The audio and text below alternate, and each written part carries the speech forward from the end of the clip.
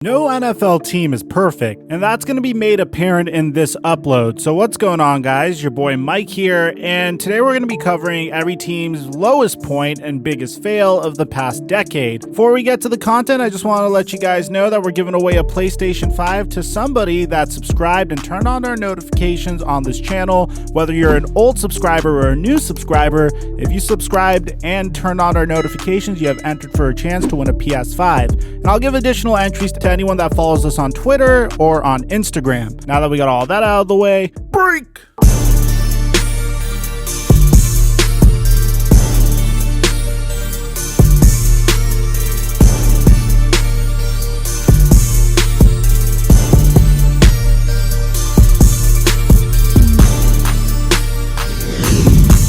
3 years ago, Arizona's biggest mistake was letting Calais Campbell leave Arizona in free agency. Campbell was paid handsomely by the Jacksonville Jaguars, and literally the year after would put up 10.5 sacks in 2018 and would be named an All-Pro. That season after, the Cardinals would have a putrid defensive pass rush that was notorious for surrendering a ton of points, which would be at the bottom of the NFL. A long-term deal with the Cardinals would have fit Campbell nicely, as he is still thriving as a veteran with the Baltimore Ravens. For the Atlanta Falcons, their biggest fail of the past decade was that Super Bowl meltdown when they were up 28-3 against the New England Patriots, only to allow Tom Brady to complete one of the greatest comebacks in NFL history in the biggest game in the entire NFL. Although it's dubbed as one of the greatest comebacks by the Patriots, it was really more to do with the fact that the Atlanta Falcons absolutely crumbled. Both their offense and defense performed so poorly in that second half, the finger can only be pointed at the entire franchise.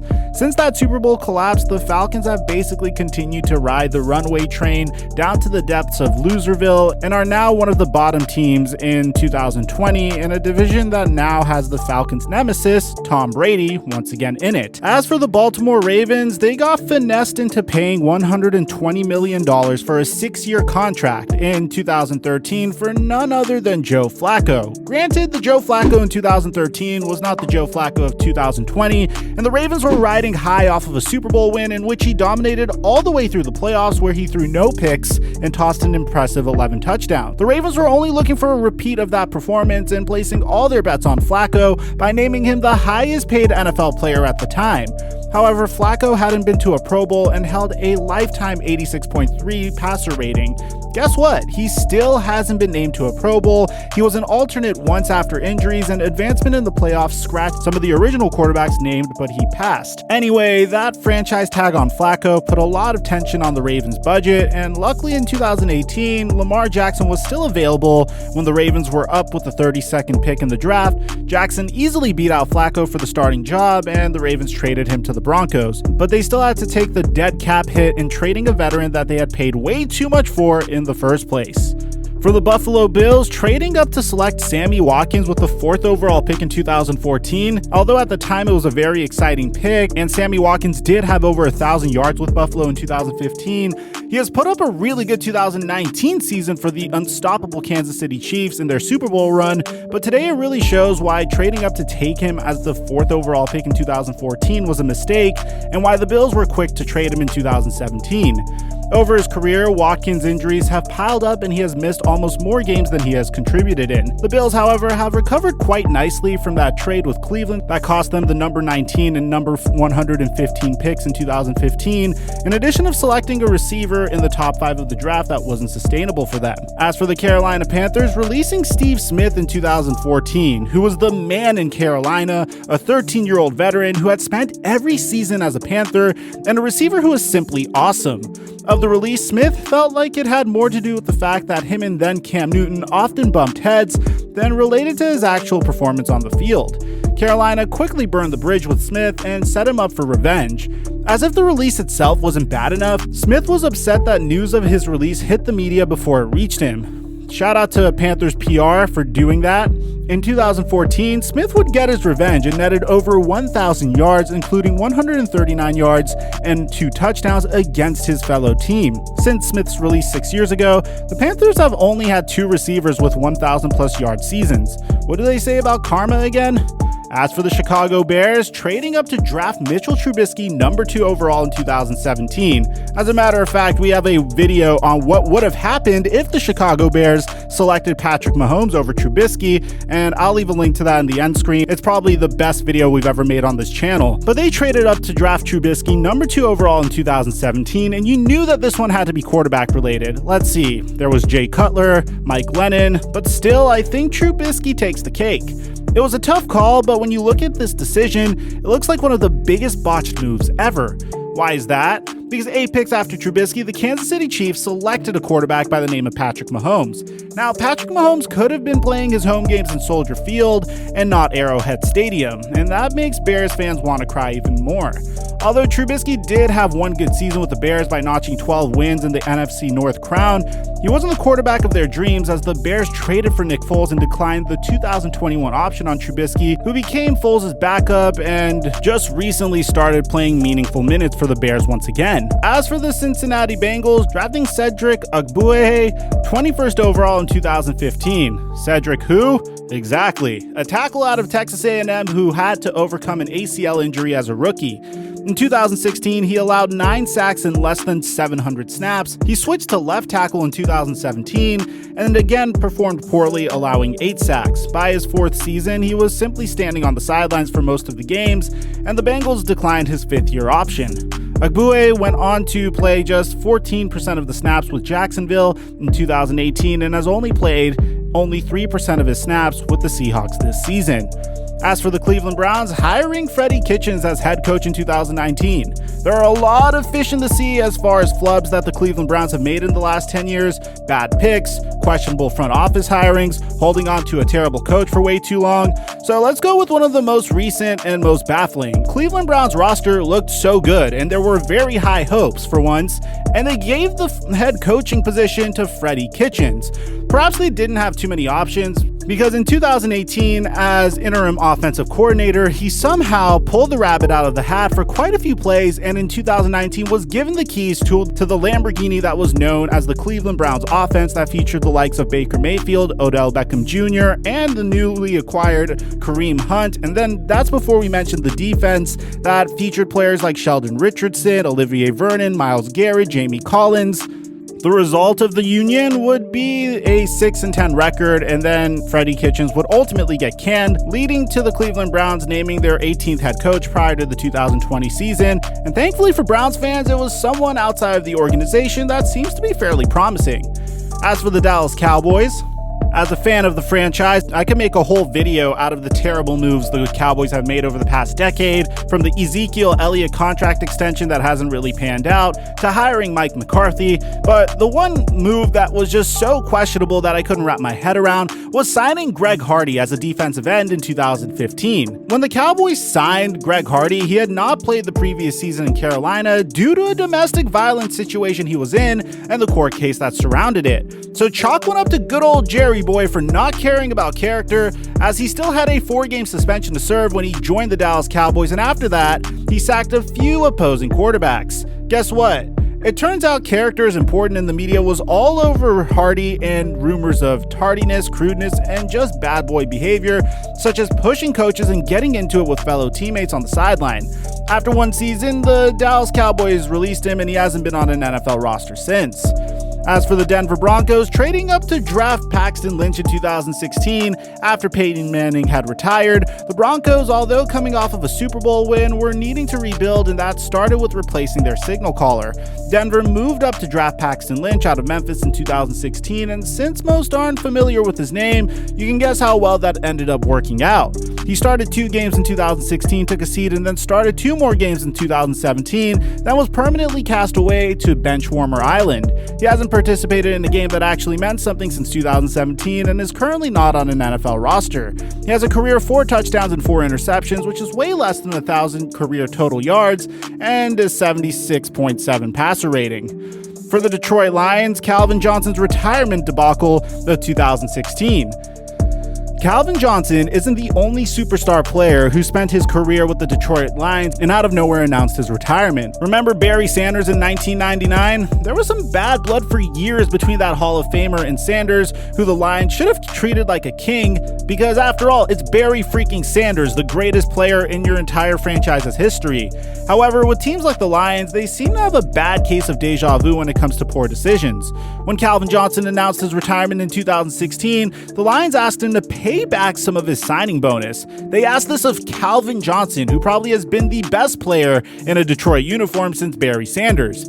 Anyway, you can imagine that burned the bridge, and Calvin Johnson wasn't very happy, which was deja vu all over again for the Detroit Lions. For the Green Bay Packers, drafting Jordan Love in 2020, number 26 overall, and I understand this is a recent move, you would think this would have mostly affected Aaron Rodgers, the veteran quarterback of the Packers, who only needed one more win in 2019 to make it to the Super Bowl. And then Green Bay's front office goes and pulls a "we are drafting your replacement" move. Well, guess what? In 2020, Aaron Rodgers absolutely dominated the NFL with his performance and is locked in with the Green Bay Packers until 2022, so he shouldn't be going anywhere. Rodgers, through all of this talk about whether he is on his last leg, has continued to perform, and his behavior surrounding the new rookie QB has been all class. Remember, he was drafted when Brett Favre was still really good, and Brett Favre kind of treated him like a little brother that wouldn't stay out of his room, which, by the way, we have a video on that as well. It's one of our most viewed videos on this channel, so I'm pretty sure you're gonna like that too. Now, Rodgers, on the other hand, has said all the right things when was prodded about Love, with flowery responses, like when he was referring to how he handles backups by saying, "The more questions they have, the more answers I have." Aaron Rodgers 1, Packers personnel department 0. For the Houston Texans, trading 4-time Pro Bowler and one of the best receivers in the game in DeAndre Hopkins to the Arizona Cardinals. Oops, that didn't really turn out so well for the Texans at all, but has worked out extremely well for the Arizona Cardinals. Who would have known?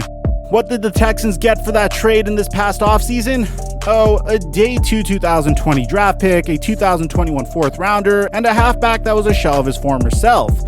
That is probably one of the major reasons that Bill O'Brien is now scouring job boards and has set the Texans back at least a couple of years. Bear in mind, they don't even get a draft pick this year for sucking so bad. For the Indianapolis Colts, a trade that resulted in obtaining running back Trent Richardson in 2013. We could also talk about the mistake that the Colts made in mismanaging one of the greatest quarterback talents in the past decade in Andrew Luck, but let's go with the 2013 trade. The Colts GM of the time, Ryan Grigson, traded their 2014 first-round pick to the Cleveland Browns for Trent Richardson, a running back that had come from a Power 5 conference dynasty in Alabama, who was the 3rd overall pick in 2012. Perhaps the Colts thought that even the best players have a tough time gaining yards in Cleveland, but Richardson proved that it wasn't just a zip code issue. He averaged under 3 yards a carry in 2013 with the Colts, and barely over 3 yards in 2014. The Colts and Richardson would part ways, and he would bounce around to a couple of other teams, but has been out of the league for a really long time without ever proving his worth. Man, the Jacksonville Jaguars are a tough one. Which one do we pick? The drafting of Blaine Gabbert, the drafting of a clone of Blaine Gabbert and Blake Bortles, the signing of Nick Foles to a huge contract, or just dismantling the Jacksonville Jaguars of 2017 that probably made them the most competitive that they have ever been in almost 2 decades. Let's go with the most recent one, which is signing Nick Foles as a quarterback in 2019. Remember when Nick Foles won the Super Bowl for the Eagles in 2018 and was named MVP? Well, the real Nick Foles has recently stood up, and he doesn't look like that Nick Foles. The Jaguars signed Foles to a 4-year, $88 million contract that included over $50 million in guaranteed money. Guess who Nick Foles plays for now? The Chicago Bears. So you can't say that wasn't a mistake on the Jaguars' part. Now, what went so wrong so fast? Nick Foles went down with an early injury with the Jaguars, and Gardner Minshew had a better mustache and a better passing arm as his replacement. Then when Foles was sloppy after returning from his injury, his Florida vacation was over and he was packing his bags for the Windy City. Foles was traded to Chicago for a 4th-round pick, where he is now following in the footsteps of all those other subpar Bears quarterbacks. For the Kansas City Chiefs, we're going to go all the way back to 2011, where they drafted wide receiver John Baldwin. Yes, because the Chiefs won the Super Bowl last year and have actually been a winning team since Andy Reid's hiring. It's really hard to find a Kansas City Chiefs flub. However, they made a big one back in 2011. They were coming off of a season as AFC West champions, and of course, they lost early in the playoffs. Like bad. just like they used to all the time, and needed to use their 26th overall pick in the 2011 NFL Draft to help Matt Castle for the future. They needed someone who could find the end zone and, more importantly, help the Chiefs score points. So the Chiefs drafted Baldwin, a powerful, tall, wide receiver out of Pittsburgh who had well over 2,000 yards in 3 years of his collegiate career. However, even before the season began, he threw a punch at a teammate and hit the wall instead, injuring his hand, and thus he missed the beginning of his rookie year. Then he really didn't do much on the field, such as catch touchdown passes, and he was traded to the 49ers for fellow receiver draft bust A.J. Jenkins. By the end of 2013, Baldwin was no longer on any NFL roster, for the Las Vegas Raiders trading for Carson Palmer in 2011 when they were still the Oakland Raiders. In 2011, Hugh Jackson was the Raiders head coach, and after starting quarterback Jason Campbell broke his collarbone, their 4-2 start was threatened to trend in the wrong direction. So Hugh Jackson, serving as coach and GM as Al Davis had recently passed away, traded a 2012 first-round pick and a 2013 second-round pick to the Bengals for quarterback Carson Palmer, who was holding out that March, saying he would rather retire than return to Cincinnati. Palmer threw 16 interceptions with Oakland, went 4-5, and the Raiders missed the playoffs. Hugh Jackson was fired, and Palmer would be a starter for 24 games, throwing almost as many interceptions as touchdowns, and the Raiders' record with him under center was 8-16. In 2013, he was traded to Arizona for late-round draft picks. For the Los Angeles Chargers, just leaving San Diego, the Chargers, who had been in San Diego since 1960, except for a fluke 1961 season, wasn't given a warm welcome in LA when they returned. There was even a scathing article in the LA Times that the Chargers wouldn't be receiving a welcome parade. The fact is, there aren't a lot of Chargers fans in LA, and they have to share their stadium with another team, the Rams, who have strong roots and a long tradition of being in LA from 1946 to 1994. So the Rams, not the Chargers, have generations of fans. The Chargers can probably expect their home games to sound more like away games for quite a while, as opposing fans will be the only ones attending.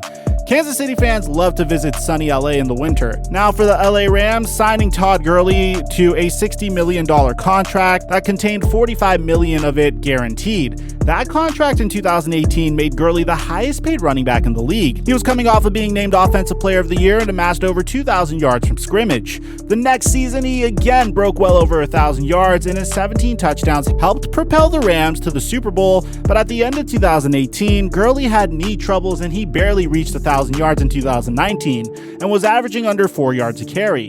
By March, he was let go by the Rams, making that $45 million in guarantees contract a multi-million-dollar mistake.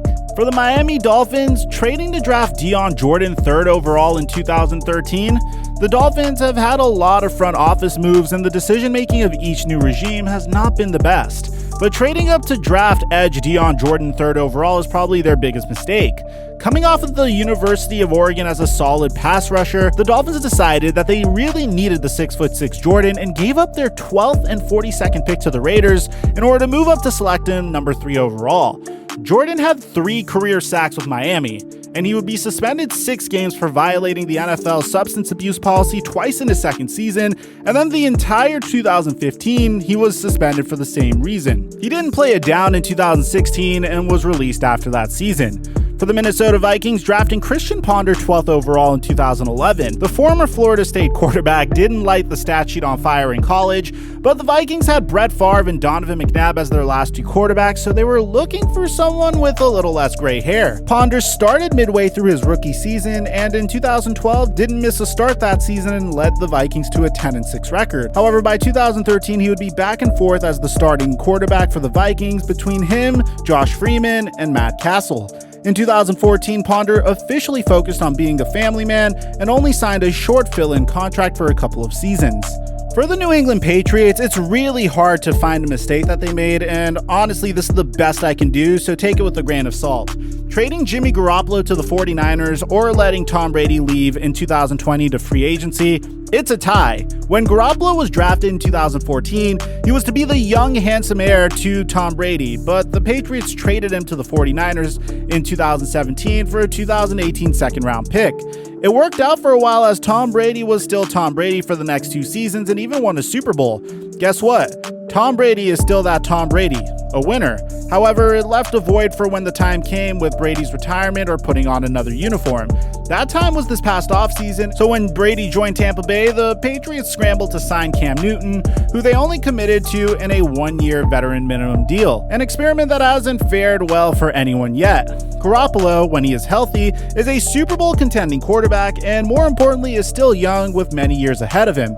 And Brady, he may be eligible to become a member of the AARP before he is actually retired from the NFL. For the New Orleans Saints, signing safety Jairus Byrd in 2014. In 2014, Jairus Byrd was a two-time Pro Bowler and had 4 interceptions with Buffalo when the Saints felt that they needed to give this free safety a 6-year with $28 million guarantee that totaled $56 million.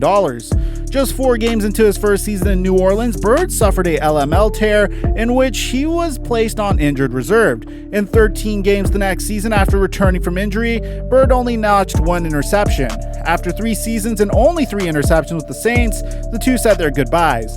Due to that bad contract, the already hard up for money Saints couldn't afford to retain their own free agents after the Byrd contract, including Malcolm Jenkins. For the New York Giants, signing Nate Soldier in 2018 after a blown pick in the 2015 NFL draft on Eric Flowers, who the Giants had predicted would be a solid contributor to the offensive line.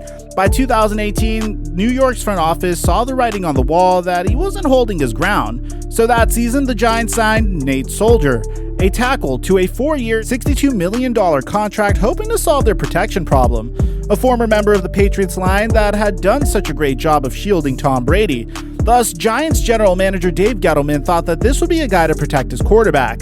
However, in 2019, in just over 1,000 plays, Soldier allowed 11 sacks. Now with the Giants locked into his huge contract, it makes getting rid of him a giant hassle. For the New York Jets, I'm going to go with hiring head coach Adam Gase, as not only did Adam Gase completely fail to deliver on his promise to fully develop quarterback Sam Darnold, but he essentially ruined Sam Darnold's career in the NFL. Sam Darnold was originally dubbed the savior of the New York Jets, but how could he save the New York Jets with horrible shoddy play calls, a subpar offensive line, a lack of offensive weapons, and a complete and total lack of a good culture and a good coaching scheme?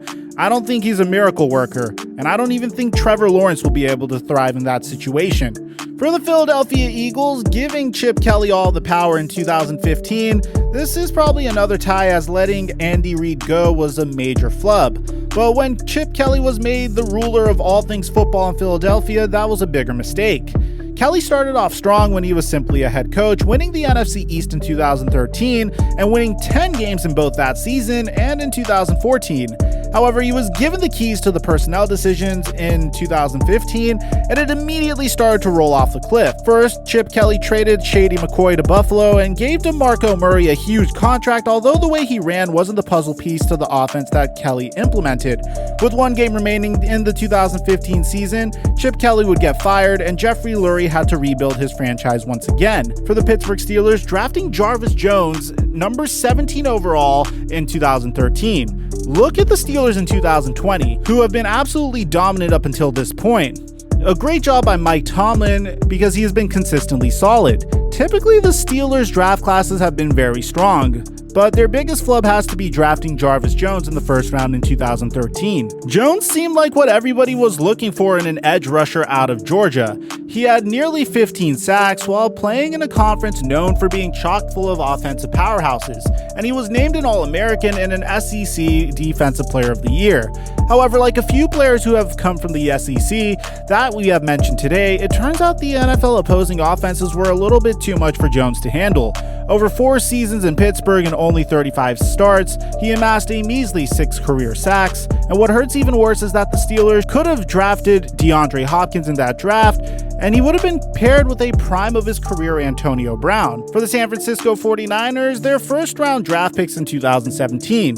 That year was John Lynch's first draft as the 49ers GM, and he was blessed to have not 1, but 2 first round draft picks in 2017. 3 years later, the two players that were selected wouldn't really materialize. The player that was selected 3rd overall in 2017 was Stanford defensive lineman Solomon Thomas, who is out for this 2020 season with a torn ACL, but even before that injury, he was unable to put up the numbers that Joey Bosa and DeForest Buckner have. Even before the 2020 season, the 49ers did not pick up Solomon Thomas's 5th-year option. Then, with the 31st pick in 2017, the 49ers selected Reuben Foster. Foster showed some skill on the field, but off the field he made some very poor decisions. First, in 2018, he was suspended for 2 games for a weapons offense and misdemeanor drug charges. Then he was arrested at the team hotel for charges stemming from a domestic violence incident, thus was immediately released from San Francisco. For the Seattle Seahawks, whoever decided to call the slant play in the Super Bowl against the New England Patriots, whether it was Pete Carroll or someone up in the booth, choosing a pass play instead of giving Beast Mode the ball at the end of the game could probably be titled as the worst play call in NFL history. Remember, in 2014, the Seahawks were really close to becoming repeat Super Bowl champions. It was 2nd and goal from New England's 1-yard line with just 26 seconds remaining in the game. Pete Carroll, who took blame for the decision, called a pass play rather than a running play to beast mode Marshawn Lynch. Then what happened was history when Malcolm Butler intercepted Russell Wilson's goal line slant, and New England slyly put another Lombardi trophy in their case. For the Tampa Bay Buccaneers, trading for Darrelle Revis in 2013 and then not giving him a chance to produce. Revis won a Super Bowl with the Patriots, but that was after Tampa Bay released him when he didn't fit into their plans. In 2013, the Buccaneers sent 2 draft picks to the Jets for Revis, who was coming off of an ACL injury and also a microfracture surgery. Thus, he may have been a little bit slower. But the defensive arrangement Tampa Bay implemented wasn't the best use of Revis' skills. Shortly after the Bucs have given Revis $16 million, they released him. He went on to become a Pro Bowler and named a first-team All-Pro with the Patriots in 2014, and was again a Pro Bowler with 5 interceptions with the Jets in 2015. For the Tennessee Titans, selecting Jake Locker 8th overall in the 2011 NFL Draft, there are some quarterbacks that you almost forgot that they existed, like Jake Locker. He was once called a bigger, taller, right-handed version of Steve Young. Okay, sure, when that info hit the press, the Titans must have really been paying attention to ESPN, as the Titans selected Locker as the 8th overall pick in the 2011 NFL Draft. Locker had a strong arm, but he was a little bit all over the place. The Titans should have watched the film a little closer, because in college he threw 35 interceptions. In 4 seasons in the NFL, he only passed the 60% mark in passing once. He had 22 interceptions and 27 touchdowns, and was 9-14 in the games that he started for the Titans. By 2014, Locker was no longer an NFL quarterback, and now helps coach high school football and plays in a softball league. And finally, for the Washington football team, trading to draft Robert Griffin III in 2012. In 2012, Washington sent their first-round picks in 2012, 2013, and 2014, as well as their second-round pick to the St. Louis Rams for the right to draft Robert Griffin III 2nd overall. Now, even in the very beginning, before RG3 took the field, they calculated that he would need a Tom Brady-esque career to make that amount of capital worth trading for him. He would win Offensive Rookie of the Year in 2012 and would wow on the field, but in December he would injure his knee and hurt it again in the playoffs. There was a foreshadowing, injury prone. In 2013 he seemed slower, and Washington finished that season with a 3-13 record, as Griffin liked to take the ball and run with it, but he just couldn't get away with it after his knee injuries. He would get hit a lot and was injured at the end of 2013 once again. In 2014, he injured his ankle, and the Redskins' record was 4-12. Kirk Cousins would become the starter in 2015, and the next season, Robert Griffin III was with another NFL team. What Washington received for all those draft picks was a 14-21 record with Robert Griffin III. Thank you for watching this video, and let us know if we got each and every team's worst mistake of the past decade correct, or if there was another moment that was way worse than this. If there are other videos that you would like to see us attempt, let me know in the comment section down below. Aside from that, I'm your boy Mike, and I'm dropping our mic until our next upload.